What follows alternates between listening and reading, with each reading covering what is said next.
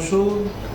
Vous êtes président fondateur du parti politique Union nationale des jeunes démocrates à l'Alliance d'un Congo nouveau, UNDGN en sigle. Alors ma question est basée sur la problématique qui fait débat aujourd'hui au Congo démocratique par rapport à la révision de la Constitution qu'a proposé le président de la République avant-hier, où c'est Kisangani dans la Chopo.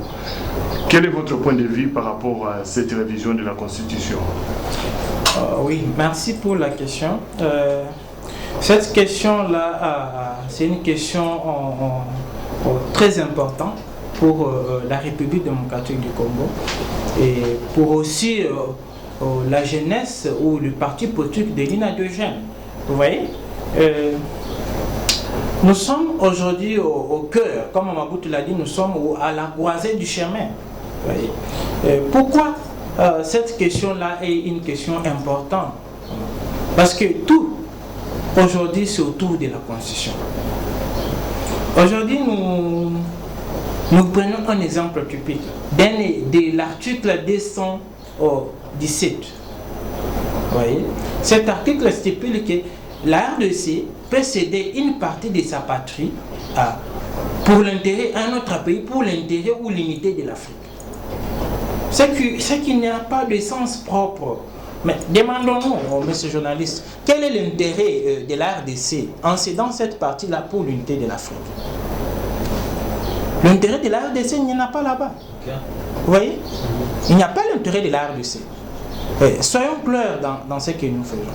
Vu que cette constitution a été dirigée ou a été rédigée, j'allais dire, à l'étranger, par des étrangers qui voulaient profiter de la RDC pour les propres intérêts personnels.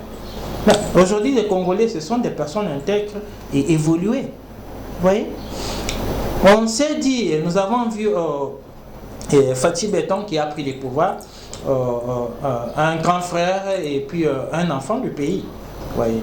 Et un président aussi intègre. Il a dit on doit faire la révision constitutionnelle. Pourquoi? Parce que nous voyons l'article 216 stipule que tout accord qui a été signé, par exemple avant l'entrée d'un président en fonction ou un autre, pour que cet accord-là puisse tomber, voyons même pour que cet article 217 puisse être tombé, il faut qu'il y ait ce qu'on appelle la révision constitutionnelle. Ce n'est pas pour s'éterniser au pouvoir qu'il fait ça, non, ce n'est pas ça.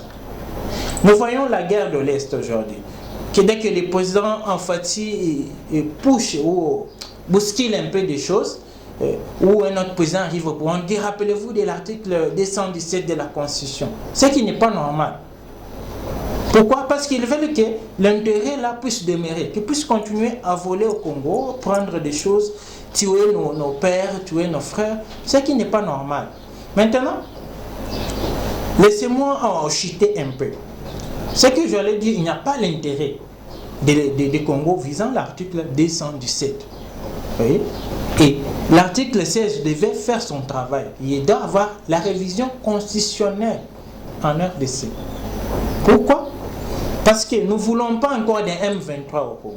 Nous ne voulons pas des miliciens. Nous ne voulons pas des gens qui viennent troubler notre pays. Nous voulons des développements intègres de la RDC. Alors moi j'implore, et moi personnellement en tant que président national de l'Union nationale des jeunes démocrates à l'Alliance d'un Congo nouveau, ainsi que l'UNDGN, nous soutenons le président de la République pour la révision constitutionnelle qui est en cours. Je vous remercie.